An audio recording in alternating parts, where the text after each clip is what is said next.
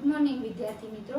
ધોરણ 7 સામાજિક વિજ્ઞાનની અંદર તમે લોકો પહેલું ચેપ્ટર ભણી ગયા છો। આજે હું તમને ચેપ્ટર બીજું દિલ્હી સલ્તનત એના વિશે ભણાવીશ। પ્રાચીન સમયની અંદર જ કે દિલ્હી જે છે એ ભારતીય રાજનીતિના કેન્દ્રમાં રહ્યું હતું। 12મી સદીમાં તોમર અને ચૌહાણ રાજપૂતોના સમયમાં દિલ્હી વેપાર વાણિજ્યનું એક મહત્વનું કેન્દ્ર હતું। એટલે કે ખૂબ જ જૂના સમયની અંદર આ જે તો કે વંશના જે શાસક હતા તોમર અને ચૌહાણ, જે રાજપૂત વંશના શાસકો હતા, તો એ વખતે પણ દિલ્હીની અંદર એમણે જે ધંધા રોજગાર એ વિકસાવ્યો હતો, તો ખૂબ જ મોટા પ્રમાણમાં દિલ્હી ઉપર વેપાર અને વાણિજ્યનું એક કેન્દ્ર તો કે રાખ્યું હતું। 13મી સદીની શરૂઆતમાં દિલ્હી સલ્તનતની સ્થાપના થઈ। હવે પછી 13મી સદી 12મી સદી પૂરી થઈ અને 13મી સદીનો સમય આવ્યો એટલે દિલ્હીમાં સલ્તનતની સ્થાપના થઈ। સલ્તનત તો કોને કહેવામાં આવે છે? તો કે જે કોઈ પણ રાજા હોય છે એને એક પોતાનો રાજ્યનો વિસ્તાર હોય એને સલ્તનત તરીકે આપણે કહી શકીએ છીએ। ઈસવીસન 1206 થી લઈ ઈસવીસન 1526 દરમિયાન ઉત્તર ભારતના વિશાળ વિસ્તાર ઉપર શાસન કરનાર શાસકોને સુલતાન અને શાસનકાળને દિલ્હી સલ્તનત તરીકે ઓળખવામાં આવે છે। તો કે આપણે જોયું કે ઈસવીસન 1206 થી લઈ અને 1526 દરમિયાન જે ઉત્તર ભારતનો વિશાળ વિસ્તાર એટલે કે દિલ્હી, એના ઉપર જે પણ શાસન કરનાર, શાસન એટલે કે જે રાજા હોય છે એ પોતાનો રાજ્યની અંદર જે પણ વિસ્તાર વધારે એને શાસન કહેવાય છે। તો એવા શાસન કરનાર જે શાસકો એટલે કે રાજાઓ પણ ઇસ્લામ ધર્મની અંદર જે રાજાઓ છે એને સુલતાન કહેવામાં આવે છે અને જે એના રાજ્યનો જે વિસ્તાર છે એને સલ્તનત તરીકે ઓળખવામાં આવે છે। આ શાસકો એ મૂળ ક્યાંના હતા? તો આ શાસકો મૂળભૂત રીતે તુર્ક અને અફઘાનના હતા, એટલે કે અફઘાનિસ્તાનના હતા। આ શાસકોએ 300 વર્ષ સુધી દિલ્હી સલ્તનતની અંદર પોતાની સત્તા છે એ ભોગવી હતી, જેમાં 5 વંશો તો કે આવે છે। પહેલો છે ગુલામ વંશ, બીજો છે ખલજી વંશ, ત્રીજો છે તુગલક વંશ, સૈયદ વંશ અને લોધી વંશનો સમાવેશ થાય છે કે જે આ 5 વંશો હતા એણે આશરે 300 વર્ષ સુધી, 350 વર્ષ સુધી દિલ્હીની અંદર પોતાની જે સત્તા હતી કે પોતાનો જે શાસનનો વિસ્તાર હતો એ 350 વર્ષ સુધી એણે તો કે ભોગવ્યો હતો। દિલ્હી સલ્તનતની સાથે સાથે આજે આપણે પાઠમાં બીજા 2 રાજ્યની પણ વાત કરવાની છે। કયા? તો કે વિજયનગર અને બહમની સામ્રાજ્ય, એનો પણ અભ્યાસ આપણે આજે। દિલ્હી સલ્તનતના શાસકો એટલે કે જે રાજાઓએ દિલ્હી સલ્તનત ઉપર જે 5 વંશોએ પોતાનો જે સામ્રાજ્યનો વિસ્તાર અને પોતાની સત્તા તો કે ટકાવી રાખી, જેમાં પહેલો વેલો આવે છે ગુલામ વંશ કે જેનો સમયગાળો છે ઈસવીસન 1206 થી લઈ ઈસવીસન 1290 કે ત્યાં સુધી એણે પોતાની સત્તા કે ત્યાં સુધી એણે દિલ્હી ઉપર પોતાનું શાસન તો કે જમાવી રાખ્યું હતું। ઈસવીસન 1192માં તરાઈના બીજા યુદ્ધમાં શાહબુદ્દીન ઘોરી અને પૃથ્વીરાજ ચૌહાણની વચ્ચે જે યુદ્ધ થયું હતું એ યુદ્ધની અંદર તો કે જે શાહબુદ્દીન ઘોરી છે એનો નિર્ણાયક રીતે વિજય થયો અને દિલ્હીમાં સલ્તનતની સત્તાનો પાયો ત્યારથી નખાયો શાહબુદ્દીન ઘોરીથી। મોહમ્મદ ઘોરી ત્યાર પછી બીજો એનો સુલતાન એ દિલ્હીની ગાદી ઉપર આવ્યો અને અમુક વર્ષો સુધી મોહમ્મદ ઘોરીએ દિલ્હીનું શાસન ચલાવ્યું અને ત્યાર પછી એનું અવસાન થયું। એના અવસાન બાદ કુતુબુદ્દીન ઐબક કે જે મામલુક વંશનો હતો અને મોહમ્મદ ઘોરીનો જે ગુલામ હતો તે એના પછી એની ગાદી ઉપર આવ્યો અને 5 જ વર્ષના એના શાસનકાળની અંદર તેણે દિલ્હીની સલ્તનતની સત્તા છે એ જાળવી રાખી અને વધારે મજબૂત બનાવી। ઈસવીસન 1210માં પોલો રમતા ઘોડા ઉપરથી પડી જવાના કારણે તેનું મૃત્યુ થયું। તો વિદ્યાર્થી મિત્રો, તમને એવું થતું હશે કે પોલો એ શું છે? તો પોલો એક એવી રમત છે કે ઘોડા ઉપર બેસીને એક હુકી વડે તો કે એ રમતને રમવામાં આવે છે। તો પોલો રમતા રમતા ઘોડા પરથી પડી જવાના કારણે તેનું મૃત્યુ થયું હતું। કુતુબુદ્દીન ઐબકના અવસાન બાદ તેનો જે ગુલામ અને તેનો જમાઈ ઇલ્તુમિશ એ ત્યાર પછી એની ગાદી પર આવ્યો અને એણે દિલ્હીની સત્તા છે એ સંભાળી લીધી અને તે પોતાની સલ્તનત સત્તાને સર્વોપરી એટલે કે વધારે શ્રેષ્ઠ બનાવવા માટે ચેહલગાન એટલે કે 4 ગાનની સ્થાપના કરી। ચેહલગાન 4 ગાન એ શું છે? તો 4 ગાન એટલે કે જે 40 તુર્ક અમીરોના દળની રચના કરી। અમીરોના દળ એટલે કે એવા જે વ્યક્તિઓ કે જે પોતાની સલ્તનતની રક્ષા કરી શકે અને એની સલ્તનતને મજબૂત બનાવે. તે વાત 40 લશ્કર દળોની તો કે રચના કરી. તેણે રાજધાનીનું સ્થળાંતર લાહોરથી દિલ્હી કર્યું અને ત્યાર ઇલ્તુમિશને તો કે ગુલામ વંશનો સાચો સ્થાપક માનવામાં આવે છે. પોતાના એક પણ પુત્રને સુલતાન બનાવવા યોગ્ય ન સમજતા ઇલ્તુમિશે શું કર્યું, જ્યારે ઘરડો થયો ત્યારે એને ચિંતા હતી કે હવે પછી મારા શાસન જે છે એ કોણ સંભાળશે. તો એને પુત્ર તો હતા, પણ ઇલ્તુમિશને એવું થયું કે મારા જે પણ કોઈ પુત્ર છે એ યોગ્ય નથી. તો એણે શું કર્યું તો કે પોતાની જે પુત્રી હતી જે ખૂબ જ કાબેલ અને હોશિયાર હતી, એનું નામ હતું રઝિયા સુલતાન. તો એને પોતાની ઉત્તરાધિકારી જાહેર કરી કે એના પછી જે દિલ્હી સલ્તનતની ગાદી ઉપર એ આવશે તો કે રઝિયા સુલતાના. તો ઉત્તરાધિકારી તરીકે જાહેર કરી.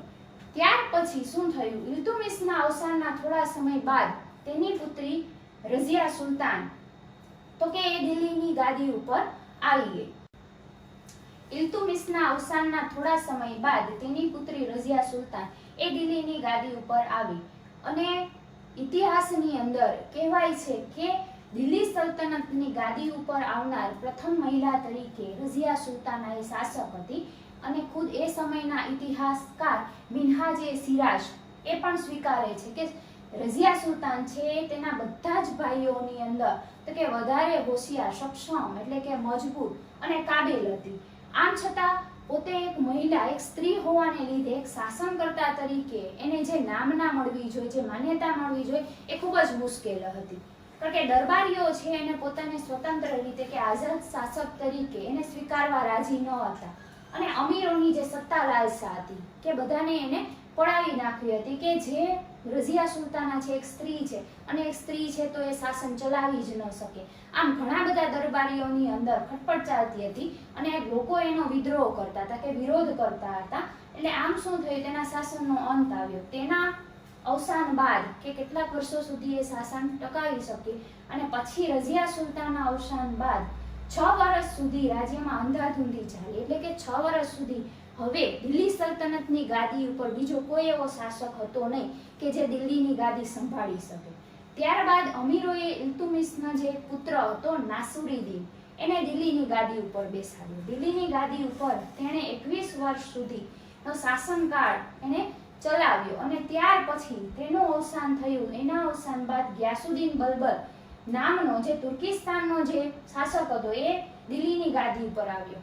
અને દિલ્હીની ગાદી પર આવતા પહેલા તો એણે ચેહલગાન દળનો નાશ કરી નાખ્યો કે જે ઇલ્તુમિશે 40 જે દળ બનાવ્યું હતું લશ્કરોનો એને નાશ કરી નાખ્યો. કારણ કે એને એની પોતાની સત્તા છે એ ચલાવવી હતી અને પોતાનું શાસક તરીકે શાસન ચલાવવું હતું. એટલે તેણે ચેહલગાન દળનો નાશ કરી અને તેના પરથી અમીરોની જે પકડ હતી મજબૂત એને પણ હળવી કરી નાખી કે એને પણ તો કે નાખી દીધી. તેણે રાજાનું સ્થાન વધારે મજબૂત બનાવ્યું. અને બલબન જે ગ્યાસુદ્દીન બલબન છે એવું પણ કહેવાય છે કે ખુદ સાહિત્ય લખવા વાંચવાનો અને કલાનો તો કે પોષક હતો. એટલે કે ખૂબ જ એ વધારે પડતો એમાં તલ્લીન હતો. 22 વર્ષ સુધી ગ્યાસુદ્દીન બલબને શાસન ચલાવ્યું અને શાસનના થોડા જ સમય બાદ એનું અવસાન થયું અને દિલ્હી સલ્તનત ઉપર ગુલામ વંશ પછી ખલજી વંશની સ્થાપના થઈ. ગુલામ વંશ પછી ખલજી વંશની સ્થાપના થઈ. ખલજી વંશ જેનો સમયગાળો છે ઈસવીસન 1290 થી ઈસવીસન 1320 ત્યાં સુધી એણે શાસન કર્યું. જલાલુદ્દીન ખલજીથી ખલજી વંશની શાસનની શરૂઆત થઈ અને ત્યાર પછી જલાલુદ્દીન કે જે એનો ભત્રીજો હતો અને ત્યારબાદ એનો જે જમાઈ બન્યો 6 વર્ષના શાસન બાદ એ દિલ્હીની ગાદી ઉપર આવનાર સૌથી વધારે મહત્વાકાંક્ષી સુલતાન અલાઉદ્દીન આવ્યો. તે સમયે તેણે દક્ષિણ ગુજરાત અને ઉત્તર ગુજરાતના ભારત પર વિજય પ્રાપ્ત કરી અને એનો જે સામ્રાજ્યનો વિસ્તાર હતો એ ખૂબ જ વધારે પડતો ફેલાવ્યો.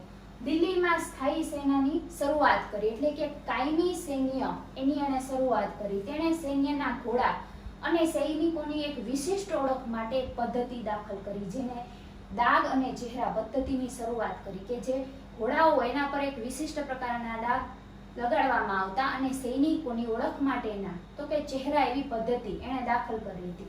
ત્યાર પછી એણે ભાવ નિયમન કે જે પહેલાના સમયની અંદર જે ભાવની પ્રથા હતી તો એ ભાવ નિયમન, બજાર નિયંત્રણ, સંગ્રહખોરી નિયમન કે જે વધારે પડતા લોકોને લૂંટી અને તેના પરથી જે પૈસા તેની પાસેથી ઉઘરાવવામાં આવતા હતા, તો એવા બધા વહીવટી સુધારાઓ પણ એમાં એણે કર્યા. અલાઉદ્દીન ખલજીના અવસાન બાદ ફરી એકવાર દિલ્હીની સલ્તનત ઉપર અંધાધૂંધીનું વાતાવરણ રહ્યું કે દિલ્હીની સત્તા છે એમાં ફરી પ્રશ્ન થયો કે હવે પછી દિલ્હીની સત્તા ઉપર કોણ આવશે, તેની ગાદી ઉપર કોણ આવશે. ખલજી રાજવંશનો અંત આવી અને દિલ્હીની ગાદી ઉપર ત્યાર પછીનું બીજું જે વંશ આવનાર એ તુગલક વંશની શરૂઆત કરનાર ગ્યાસુદ્દીન તુગલક નામનો તો કે એ હતો. અલાઉદ્દીન ખલજીના સમયમાં આપણે તમને લોકોને એટલું જાણવું ગમશે કે અલાઉદ્દીન ખલજીના સમયમાં એક પ્રસિદ્ધ કવિ અમીર ખુશરો નામના થઈ ગયા હતા અને જેમણે કિરાતુલ સદાયાન, આશિકા નું જેવી પ્રસિદ્ધ સાહિત્ય કૃતિઓની રચના પણ કરી હતી. ત્યાર પછી આપણે જોશું તુગલક વંશ, જેનો સમયગાળો છે ઈસવીસન 1320 થી ઈસવીસન 1414.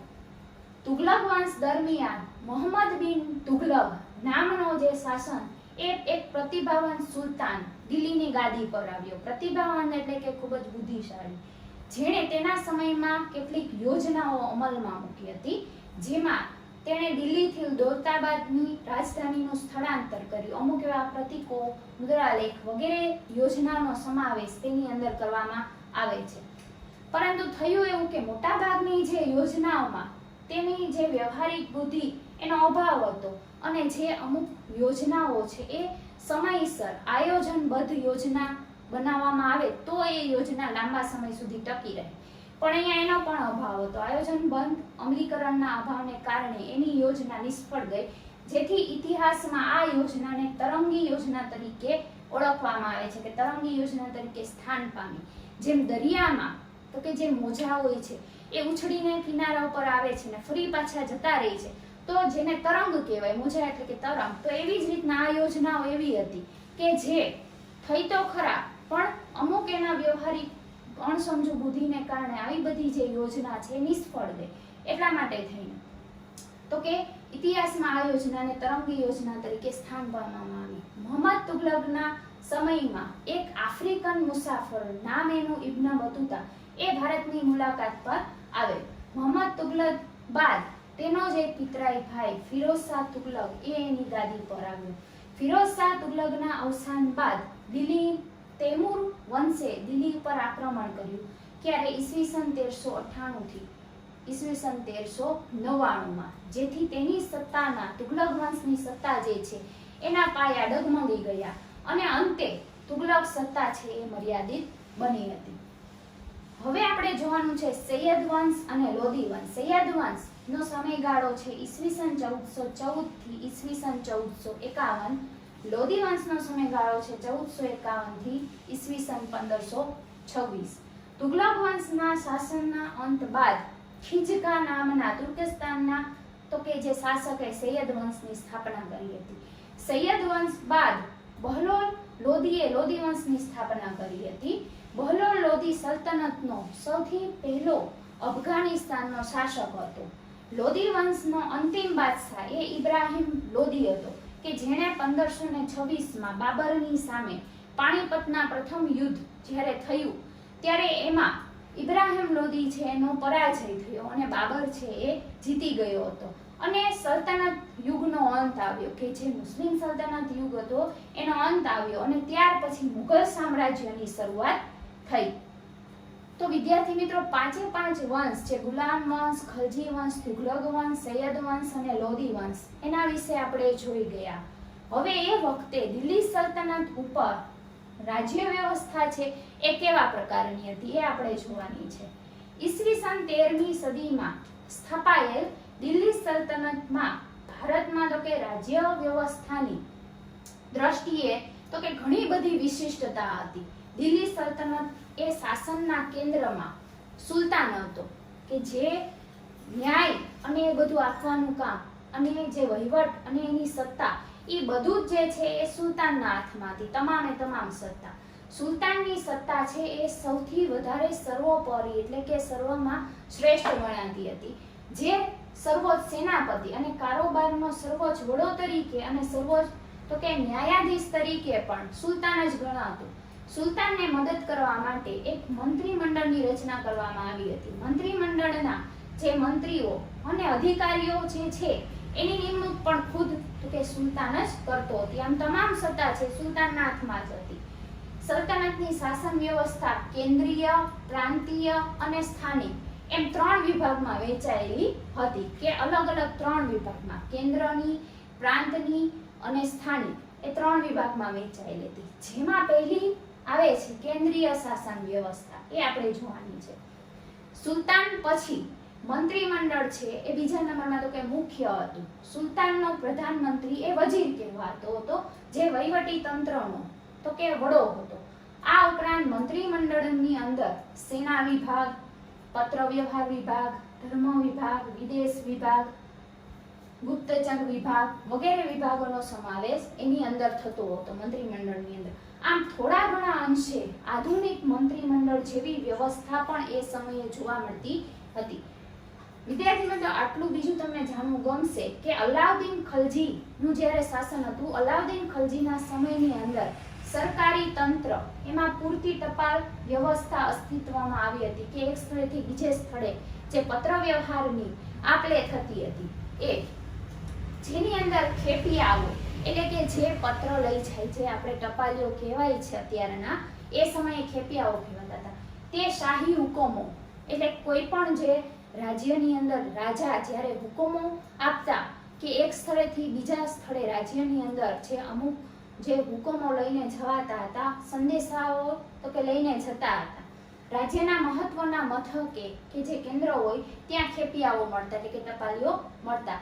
આ રીતે અત્યારની જે ટપાલ વ્યવસ્થાની પ્રારંભિક કે શરૂઆતની આવૃત્તિ એ ત્યારે પહેલાની તો કે થઈ ગયેલી જોવા મળતી હતી, એમ આપણે કહી શકાય છે. કેન્દ્રીય શાસન જોયું, ત્યાર પછી આવે છે પ્રાંતીય શાસન કે રાજ્યનું શાસન.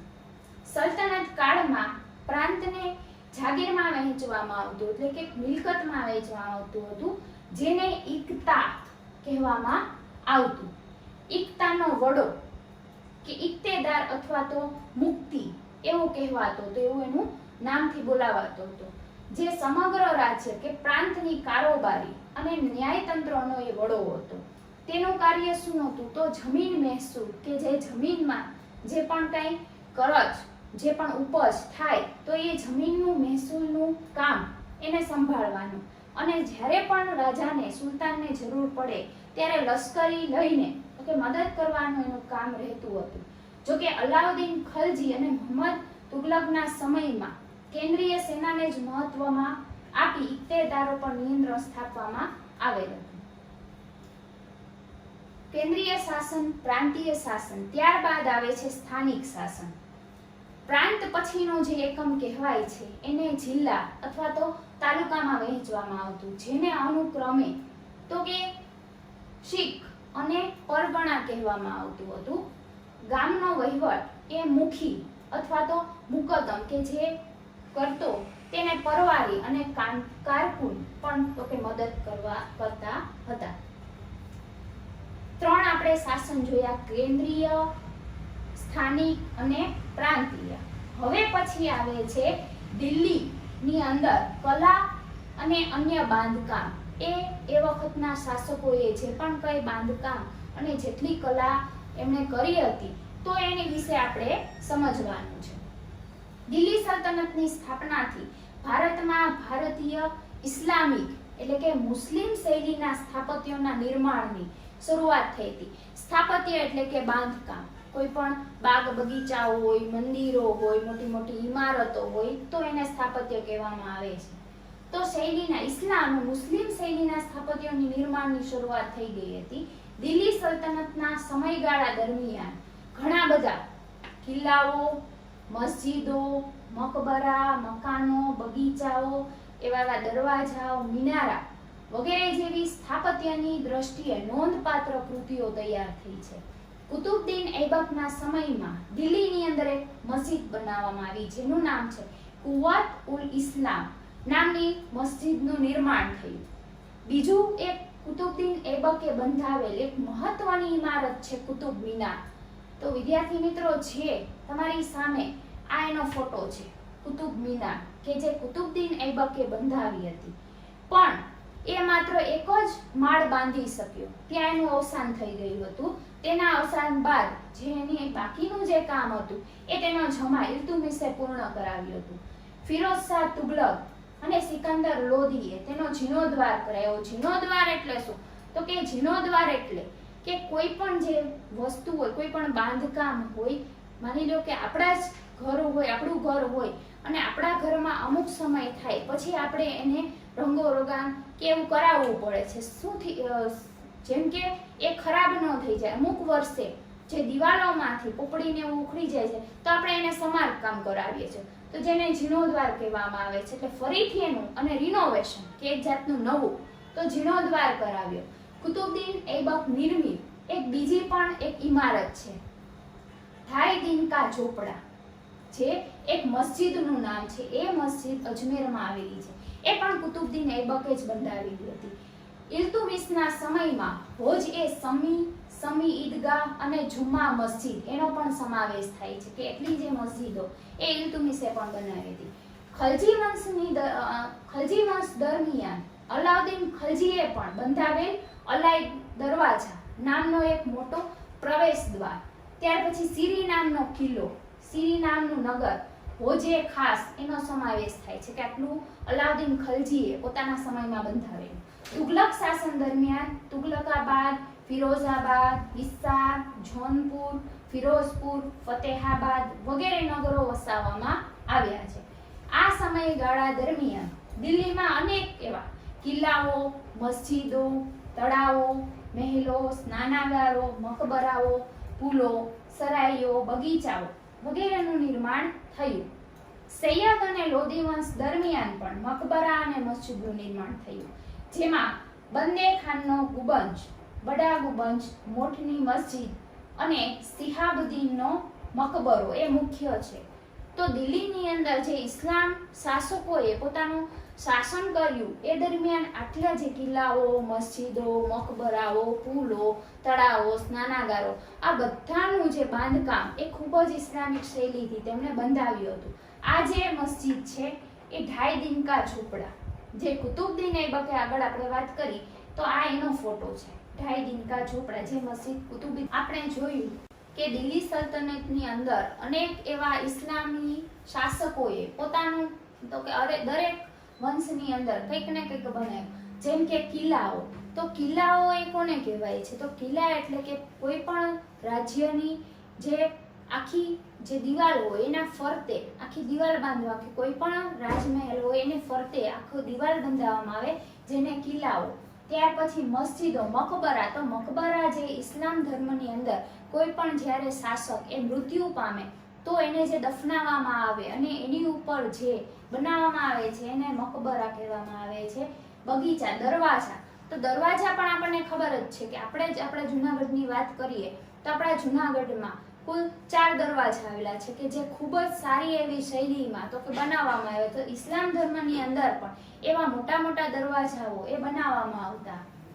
મિનારાઓ, તો મિનારા કોને કહેવામાં આવે છે? તો કે આપણે આગળ જોયું કે આ કુતુબ મિનાર, તો એ એક મિનાર છે. મિનાર એટલે કે એક આખી એવી બાંધકામની શૈલી બનાવવામાં આવે કે જેની અંદર ખૂબ જ સુંદર મજાના વણાકો હોય અને સીડી, એને બહારથી પણ સીડી તો કે બનાવવામાં આવે અને અંદરથી પણ સીડી, કે જેના ઉપરથી ચડી અને ખૂબ જ ઊંચે સુધી આપણે જઈ શકીએ. તો એવા મિનાર, કે જે મિનાર જે છે તો એ સિંગલ એક જ હોય અથવા તો 4 પણ હોય છે. જેમ કે હૈદરાબાદમાં આવેલો 4 મિનાર, તો જેની અંદર અલગ અલગ 4 મિનાર જે છે. એવી જ રીતે કુતુબુદ્દીન ઐબકે અહીંયા એક જ મિનાર બનાવવામાં આવ્યો હતો, એટલે અલગ અલગ 4 પણ હોઈ શકે, એક પણ હોઈ શકે છે. તો આવી રીતે અલગ અલગ જે વંશના શાસકોએ પોતાની ઇસ્લામ ધર્મની શૈલી મુજબ અલગ અલગ મંદિરો, મસ્જિદો, બગીચાઓ, કિલ્લાઓ, મિનારાઓ, મકબરાઓ એ બનાવવામાં આવ્યા હતા. કુતુબુદ્દીન ઐબકે જે કુતુબ મિનાર બનાવ્યું અને ત્યાર પછી એનું કામ પૂર્ણ ન કરી શક્યો કારણ કે એનું અવસાન થયું, તો તેના પછી એનો જે જમાઈ હતો ઇલ્તુમિશ એને પૂર્ણ કરાવ્યું. ત્યાર પછી ફિરોઝ શાહ તુગલક અને સિકંદર લોદીએ આખું એનું ફરીથી જીર્ણોદ્ધાર એટલે કે રિનોવેશન કરાયું કે ફરીથી નવું બનાવ્યું. ત્યાર પછી કુતુબુદ્દીન ઐબકે એક બીજી જેવી મસ્જિદ કે ઢાઈ-દિન કા ઝોપડા. તો તમને વિચાર હશે કે ઢાઈ-દિન કા ઝોપડા એ મસ્જિદનું નામ તો ઢાઈ-દિન કા ઝોપડા કેમ છે? તો તમને સમજાવી દો કે ઢાઈ-દિન કા ઝોપડા એનું નામ એટલા માટે આપવામાં આવ્યું છે કે આ જે મસ્જિદ છે એ માત્ર 2.5 દિવસની અંદર ખૂબ જ લાલ પથ્થરોથી ઇસ્લામ ધર્મની શૈલી મુજબ આ જે મસ્જિદ છે એણે બનાવી અને તૈયાર કરી હતી. કારીગરોએ માત્ર 2.5 દિવસની અંદર આ જે મસ્જિદ છે એનું કામ પૂર્ણ કર્યું હતું. એટલે એનું નામ એવું રાખવામાં આવ્યું છે કે ઢાઈ-દિન કા ઝોપડા. ત્યાર પછી તો કે ખલજી વંશની અંદર પણ અલાઉદ્દીન ખલજીએ બંધાવેલો અલાઈ દરવાજા કે ખૂબ જ સુંદર મજાનો મોટો દરવાજા. પહેલાના સમયની અંદર એવા મોટા મોટા દરવાજાઓ બનાવવામાં આવતા. ફતેહપુર સિકરીની અંદર આપણે ફોટામાં પણ જોયો હશે કે બુલંદ દરવાજા કે જે વિશ્વનો ખૂબ જ મોટો દરવાજો છે, બુલંદ દરવાજા એવું નામ આપવામાં આવ્યું છે. તો એવા દરવાજા ત્યાર પછી પ્રવેશ દ્વાર કે કોઈ પણ એની અંદર જે આપણે પ્રવેશ કરીએ છીએ ખૂબ જ સુંદર મજાનું પ્રવેશ દ્વાર એ પણ બનાવવામાં આવતું હતું. પછી સીરી નામનું નગર અને હોજે ખાસ કે જેની અંદર એક આખો એવો હોજ હોય કે જ્યાં તો કે રાજાઓ છે પોતાનો સમય એની અંદર પસાર કરી શકે. હોજે ખાસ એનો સમાવેશ થાય છે. તુગલક વંશના શાસન દરમિયાન તુગલકાબાદ, ફિરોઝાબાદ, હિસાર, જૌનપુર, ફિરોઝપુર, ફતેહાબાદ આ નગરો બંધાવ્યા અને એના ઇસ્લામ ધર્મની શૈલી મુજબ નામ આપવામાં આવ્યું છે. આ સમયગાળા દરમિયાન દિલ્હીની અંદર અનેક એવા કિલ્લાઓ, મસ્જિદો, તળાવો, મહેલો, સ્નાનાગાર, મકબરા, પુલો, સરાઈઓ, બગીચા વગેરેનું નિર્માણ થયું હતું. ત્યાર પછી સૈયદ અને લોધી વંશ દરમિયાન મકબરા અને મસ્જિદનું એ પણ નિર્માણ થયું હતું કે જેમાં બંને ખાનનો ગુંબજ એટલે એને કહેવાય કે જે કોઈ પણ મહેલ હોય એની ઉપરનો આખો ગોળાકારનો ભાગ કે જે આખો એક શિખર જેવું બનાવવામાં આવે એ ગુંબજ. એમાં બડા ગુંબજ, મોઠની મસ્જિદ અને શિહાબુદ્દીનનો મકબરો કે જે શિહાબુદ્દીન એ જ્યારે મૃત્યુ પામ્યો તો એના અવસાન પછી એના જ તો કે એની ઉપર કે જે મકબરો બનાવવામાં આવ્યો છે કે એ જે દફનાવવામાં આવ્યો અને એના પછી એનો મકબરો બનાવવામાં આવ્યો એ છે. જેમ આપણે જુનાગઢની અંદર પણ જે આપણી કોર્ટ આવેલી છે એની સામે એક મકબરો તમને દેખાય છે. તો જે આપણા જુનાગઢનો જે છેલ્લો શાસક હતો મોહબ્બત ખાન એનો મકબરો ત્યાં આવેલો છે કે જે એની જે દફનાવી અને એના પર તો કે બનાવવામાં આવ્યો છે. તો એ જ મકબરો તો એને આપણે મકબરો જેમ શાહબુદ્દીન ઘોરીનો મકબરો તો પણ એ મુખ્ય છે.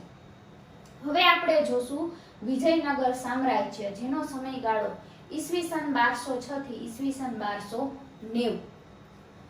તુગલક વંશનું જ્યારે શાસન ચાલતું હતું એ શાસનમાં તો કે ઘણા બધા એવા નિર્બળ કે જે સુલતાનોના સમય દરમિયાન કે જે પોતાનું શાસન છે એ ડગમગી રહ્યું હતું. ત્યારે એ સમય દરમિયાન દિલ્હી સલ્તનતમાં વિઘટનની પ્રક્રિયાનો પ્રારંભ થયો એટલે કે દિલ્હીની જે સત્તા છે એ નબળી પડવા લાગી હતી અને સૈયદ વંશ અને લોધી વંશ દરમિયાન આ પ્રક્રિયા વધારે ઝડપી બની કારણ કે આ બે વંશના શાસકો એ એટલા બહાદુર નહોતા અને એનું લશ્કર પણ નાનું હતું, સૈન્ય નાનું હતું. એટલે પરિણામે દિલ્હીની ગાદી ઉપર હવે જે સમય આવવાનો હતો એ ખૂબ જ નબળો હતો અને તૈમૂરના આક્રમણના કારણે આ પરિસ્થિતિ છે વધારે બગડી હતી, વણસી હતી એટલે કે વધારે બગડી હતી. અને આ પરિસ્થિતિને કારણે ઉત્તર અને દક્ષિણ ભારતમાં શું થયું તો કે અંદર અથડામણના કારણે અનેક એવા પ્રદેશો છે પોતાની રીતે સ્વતંત્ર થયા, અલગ પડ્યા. જેમાં વિજયનગર, બહમની, માળવા, મેવાડ, બંગાળ, જોનપુર વગેરેનો સમાવેશ થાય છે. અહીં આપણે વિજયનગર અને બહમની રાજ્ય વિશે આજે થોડી વાત કરવાની છે. હરિહર રાય અને બુક્કારાય નામના જે બે ભાઈઓ હતા ઈસવીસન 1336માં તુંગભદ્રા નદીને કિનારે તેમણે પોતાની એક અલગ રાજ્યની રાજધાની બનાવી જેનું નામ વિજયનગર. વિજયનગરના સામ્રાજ્યનો પાયો તેમણે નાખ્યો.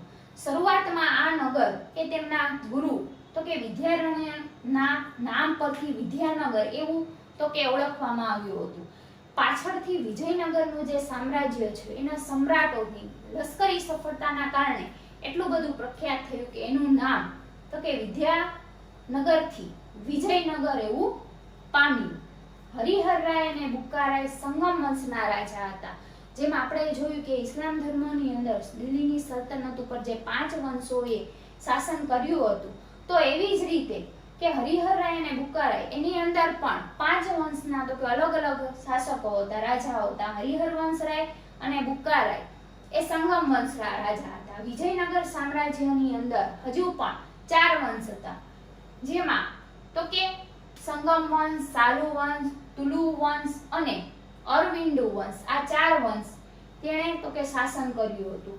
હરિહરરાય પ્રથમ અને બુક્કારાય નાને રાજ્યને વધારે સામ્રાજ્ય બનાવવામાં તો કે એમણે પોતાનું સારું એવું યોગદાન આપ્યું હતું. સાલુ વંશનું શાસન, જે હરિહરરાય અને બુક્કારાય સાલુ વંશના હતા, તો તેમણે 20 વર્ષ સુધી પોતાનું જે શાસન છે એ ચલાવ્યું હતું. અને ત્યારબાદ સાલુ વંશ પછી તુલુ વંશની સ્થાપના એના સમયમાં થઈ હતી. તુલુ વંશની અંદર કૃષ્ણદેવરાય નામના જે સર્વશ્રેષ્ઠ રાજા હતા, એને તો કે પોતે એક શ્રેષ્ઠ રાજા તરીકે હતા. તેણે માત્ર ખાલી પોતાના જ વંશ તુલુ વંશને જ નહીં, પણ આખા સમગ્ર વિજયનગર સામ્રાજ્યને સર્વશ્રેષ્ઠ તો કે બનાવ્યું અને એક સર્વશ્રેષ્ઠ શાસક એટલે કે રાજા તરીકે સાબિત થયા. અહીંયા કૃષ્ણદેવરાયનો ફોટો છે. એટલું જ નહીં, તેના ભારતના એક મહાન શાસક બનાવવાનું ગૌરવ પણ એમને મળ્યું છે. તેણે શાસન દરમિયાન અનેક એવી જીત, અનેક એવા વિજયો હાંસલ કર્યા હતા. કૃષ્ણદેવરાયનું મોટા ભાગનું જીવન છે એ યુદ્ધમાં જ પસાર થયું હતું, યુદ્ધની ભૂમિ ઉપર પસાર થયું હતું. પણ છતાં ક્યારેય પણ એણે વહીવટી તંત્રની એવી તો કે ઉપેક્ષા એ કરી ન હતી કે મારું સમગ્ર જીવન ભલે મારા જ રાજ્યની અંદર બલિદાનમાં જાય, એવો એનો મંત્ર હતો. તેણે રાજ્યની અંદર તળાવો, નહેરો ખોદાવી અને ખેતીવાડીને વધારે સમૃદ્ધ કરી, કે કૃષિને તો કે વધારે સમૃદ્ધ બનાવી. કેટલાક એમને અયોગ્ય વેરાઓ હતા કે એમના શાસન વખતે, તો એવા જે વેરાઓ છે એટલે કે કર અને આપણે જે ટેક્સ, અત્યારે પણ આપણે ઘણો બધો ટેક્સ ભરીએ છીએ, રસ્તાનો, પાણીનો, કરવેરો, તો એને ટેક્સ એટલે કે કરવેરા કહેવામાં આવે છે. તો એ વખતે પણ એવા વેરાઓ જે છે પ્રજાઓ પાસેથી લેવામાં આવતા હતા, તો એ વેરાઓ છે એ નાબૂદ કરી અને એમણે ખૂબ જ પ્રજાનો પ્રેમ મેળવ્યો. વિજયનગરની પાસે જ એમણે એક નાગલપુર નામનું એક નવું નગર વસાવ્યું અને તેને ઘણી બધી અનેક તો કે વિધ ઇમારતો અને મંદિરોથી શણગાર્યું, કે એના સમયમાં ઘણી બધી ઇમારતો બનાવી, મંદિરો બનાવ્યા અને શણગાર્યા.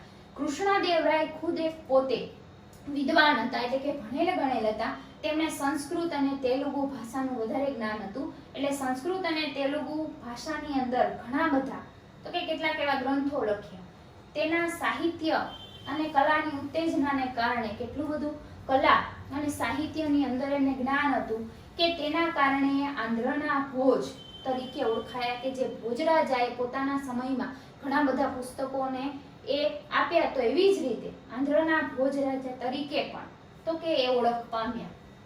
કૃષ્ણદેવરાયના અવસાન બાદ વિજયનગરમાં આંતરિક એટલે કે અંદરો અંદર પ્રજા અને શાસક વચ્ચે તો કે આંતરિક સંઘર્ષો, અંદરના જે સંઘર્ષો અને કાવતરાઓ, કે હવે પછી કૃષ્ણદેવરાય પછી તો કે પોતે ગાદી પર કોણ આવશે, એવા કાવતરાઓ શરૂ થયા.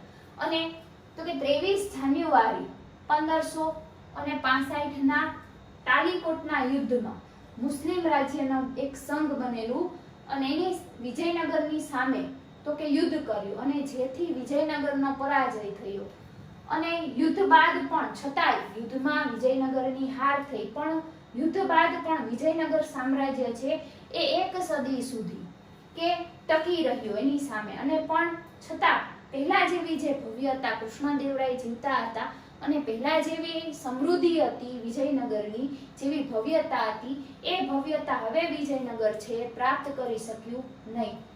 વિજયનગરનું સામ્રાજ્ય જોયું, ત્યાર પછી આપણે જોવાનું છે બહુમનીનું રાજ્ય, જેનો સમયગાળો છે ઈસવીસન 1347 થી ઈસવીસન 1518. તુગલક વંશના સમયની અંદર, કે જ્યારે તુગલક વંશનું શાસન ચાલતું હતું, એ જ વખતે દખ્ખણમાં કે ઝફરખાન નામનો જે રાજા હતો ઈસવીસન 1347માં, તેણે બહમની રાજ્યની સ્થાપના કરી. આ રાજાએ પોતાની 1.5 સદી સુધી કે દક્ષિણ ભારતની રાજનીતિ ઉપર સારો એવો પ્રભાવ પાડ્યો, કે એનું શાસન એવું હતું કે ભારતની રાજનીતિ ઉપર એનો પ્રભાવ કે સારો એવો પડ્યો. ઝફર ખાને અલાઉદ્દીન બહમન શાહ એવું એને નામ ધારણ કર્યું. હકીકતમાં એનું નામ હતું ઝફર ખાન, પણ અલાઉદ્દીન બહમન શાહ નામ ધારણ કરી અને એને શાસન કર્યું. તેણે નવા એક સ્વતંત્ર રાજ્યની રાજધાની બનાવી, જેનું નામ ગુલમાર્ગ એ બનાવી, અને પોતાના રાજ્યની અંદર એમાં ઘણા બધા એને પ્રદેશો છે એ જોડ્યા. બહમાની સામ્રાજ્યની અંદર અહમદ શાહ અને મુહમ્મદ શાહ એ ત્રીજાનું શાસન, કે જે એના પછીના શાસકો આવ્યા, એ પણ ખૂબ જ નોંધપાત્ર છે. અહમદ શાહે ગુલમર્ગથી રાજધાની એ ખસેડી અને બીડર, તો કે એક જે રાજ્ય છે બીડરમાં એને રાખી. બીડરમાં પણ આ રાજધાની આવે એટલે અનેક ઇમારતો એને બંધાવી. મુહમ્મદ શાહ ત્રીજાનો એક વજીર મોહમ્મદ ગવા જે હતો, તેના સમયમાં વહીવટી તંત્રની ઘણી બધી એને સ્થાપના કરી. મુહમ્મદ શાહ ત્રીજાના સમયમાં બહમનીનું જે રાજ્ય હતી એની સત્તા એમણે ખૂબ જ મજબૂત બનાવી હતી. પરંતુ ત્યારબાદ મોહમ્મદ શાહ બહમની બીજાના સમયમાં રાજ્યની જે સત્તા હતી એ સત્તા એની બરાબર ચાલતી હતી, પણ એનો એક વજીર હતો કાસિમ બરીદ, એના હાથમાં એ સત્તા કે એણે ઝડપી લીધી, અને એના હાથમાં સત્તા આવતા જ થોડા જ સમયની અંદર બહમની સામ્રાજ્યનો અંત આવ્યો, અને સમગ્ર સામ્રાજ્ય છે એ બીજાપુર, અહમદનગર, ગોલકોંડા, બીડર અને બરાક જેવા 5 સ્વતંત્ર રાજ્યોમાં આ સત્તા છે બહમની સામ્રાજ્ય એ વહેંચાઈ ગયું હતું. ત્યાર પછી દિલ્હી સલ્તનત શાસનનો અંત. દિલ્હી સલ્તનત શાસનની સ્થાપના આપણે જોઈ કે 1206 ની અંદર થઈ. કોનાથી થઈ? તો કે કુતુબુદ્દીન ઐબક દ્વારા થઈ. અને ત્યાર પછી 300 વર્ષના શાસન દરમિયાન 1526માં ઇબ્રાહિમ લોદી કે જે છેલ્લો મુસ્લિમ શાસક આવ્યો, તેના સાથે જ તેનો અંત થયો અને એનો અસ્ત થયો, એટલે કે કાયમ માટે દિલ્હી સલ્તનતની સ્થાપનાનો કે અસ્ત થયો. પણ છતાંય જે બીજા રાજાઓ આવ્યા એને દિલ્હીની સલ્તનતની ઉપર ઘણું બધું રાજ્ય અને એનો વિસ્તાર વધાર્યો. પણ અહીંયા દિલ્હી સલ્તનત ઉપર જે ઇસ્લામિક ધર્મના જે હતા શાસકો, એની સત્તા અહીંયા જ પૂરી થઈ છે. ઈસવીસન 1206 થી લઈ અને 1526 સુધી એનો તો કે શાસનનો અંત થયો. આ લગભગ 350 વર્ષ દરમિયાન જે શક્તિશાળી અને યોગ્ય કે એવા રાજાઓ પણ દિલ્હીની સલ્તનત ઉપર આવ્યા, તો કેટલીક વાર એવું પણ બન્યું કે ખૂબ જ નિર્બળ, નબળા એ સુલતાનો પણ ગાદી પર આવ્યા, અને દિલ્હીના આ મુસ્લિમ તો કે મહારાજે ઘણી બધી તણકી છાડી, કે સુખ દુઃખની તણકી છાડી. ક્યારેક તો કે શાસનનો વિસ્તાર એ ખૂબ જ વધારે હતો, અને ક્યારેક જે નબળા શાસકોના હાથમાં સત્તા આવતા શું થયું? તો કે એનો અસ્ત થયો. આમ તેનો ઉદય અને અસ્ત એ ન્યાયે દિલ્હી સલ્તનતનું પતન થયું. તો વિદ્યાર્થી મિત્રો, ધોરણ 7 સામાજિક વિજ્ઞાનમાં આપણે બીજું ચેપ્ટર દિલ્હી સલ્તનત જોયું, કે દિલ્હી જે છે પ્રાચીન સમયમાં આપણે જોઈ ગયા કે ખૂબ જ એક સમૃદ્ધ એવું એક રાજ્ય હતું. અને ત્યાર પછી આપણે જોયું કે ઘણા બધા વંશોએ, જેમ કે ગુલામ વંશ, ખલજી વંશ, તુગલક વંશ, સૈયદ વંશ, લોધી વંશ એ આવ્યા અને એણે શાસન ચલાવ્યું. અને આપણે જોયું કે દિલ્હી સલ્તનતની સાથે આજે આપણે બે બીજા રાજ્યો કે વિજયનગર સામ્રાજ્ય અને બહમની સામ્રાજ્ય એનો પણ આપણે આજે અભ્યાસ કર્યો. ખલજી વંશ, ગુલામ વંશ, તુગલક વંશ, સૈયદ વંશ, લોધી વંશ કે જે અનેક એવા શાસકોએ પોતાની દિલ્હી સલ્તનતની તો કે સ્થાપનાથી લઈ અને ક્યાં સુધી એનું શાસન ચલાવ્યું, 350 વર્ષ સુધી શાસન ચલાવ્યું. પછી આપણે એની રાજ્ય વ્યવસ્થા એ પણ જોઈ કે જેમાં કેન્દ્રીય, પ્રાંતીય અને સ્થાનિક આમ 3 પ્રકારની જે રાજ્યની એ વખતેની શાસન વ્યવસ્થા હતી તો એ કેવી સુંદર હતી. ત્યાર પછી દિલ્હી સલ્તનતની કલા અને એના સ્થાપત્યો વિશે આપણે જોયું કે જેની અંદર કુતુબુદ્દીન ઐબક છે તો કે ગુલામ વંશના જે શાસકો એને પણ ખૂબ જ ઘણું બધું બંધાવ્યું, કે તળાવો, મકબરાઓ, મિનારાઓ, દરવાજાઓ આ બધું બંધાવ્યું. તો આમ અલગ અલગ વંશે અને પાછું ઇસ્લામિક શૈલીમાં કે પોતાની મુસ્લિમ શૈલીમાં ઘણું બધું બંધાવ્યું. ત્યાર પછી આપણે જોયું તો કે બહમની રાજ્ય અને વિજયનગર સામ્રાજ્ય. આ જોયા કે વિજયનગર સામ્રાજ્યની અંદર છે બે ભાઈઓ હતા, હરિહરરાય, બુકારાય, તો પોતાનો જે સામ્રાજ્યનો વિસ્તાર એને કેવી રીતે વધાર્યો, કેવા કેવા કાર્યો કર્યા. ત્યાર પછી એના જ પછી કૃષ્ણદેવરાય કે જે એ જ સામ્રાજ્ય વિજયનગરને ક્યાં સુધી તેણે પહોંચાડ્યું, તેના અવસાન પછી તો કે આપણે જોયું કે એ વિજયનગરનું સામ્રાજ્ય છે તે પડી ભાંગ્યું હતું. ત્યાર પછી બહમની રાજ્ય એ પણ આપણે જોયું કે જે ઝફર શાહે તો કે કઈ રીતે બહમનીનું સામ્રાજ્ય છે એનો વિસ્તાર કઈ રીતે વધાર્યો. અને છેલ્લે આપણે જોયું કે આમ દિલ્હી સલ્તનત ઉપર કે જે કેવી રીતે અંત આવ્યો, દિલ્હી સલ્તનત ઉપર જે આટલા શાસકોએ રાજ્ય કર્યું અને ત્યાર પછી એનો અંત કે ઘણા બધા શક્તિશાળી રાજાઓ આવ્યા, તેણે સામ્રાજ્યનો વિસ્તાર કર્યો, તો કેટલાક નબળા શાસકો આવ્યા, તેણે પણ જ્યાં સુધી શાસન ચલાવ્યું ત્યાં સુધી દિલ્હી સલ્તનતની ઉપર ખૂબ જ જાહો જલાલી હતી. અને અંતે તો કે જેનો નાશ થયો એ દિલ્હી સલ્તનતને આપણે જોઈ કે ખૂબ જ જે વધારેમાં વધારે શક્તિશાળી રાજાઓએ શાસન કર્યું. ત્યાર પછી તો કે જે નબળા શાસકો એને પોતાની કે ભૂલને કારણે દિલ્હી સલ્તનતનું પતન થયું, એનો અંત આવ્યો, ઉદય અને અંત તો કે જેનું નામ છે તેનો નાશ થવાનો જ છે. તો આજે આપણે આ અભ્યાસ કે દિલ્હી સલ્તનત વિશે આપણે પૂરી માહિતી જોઈ.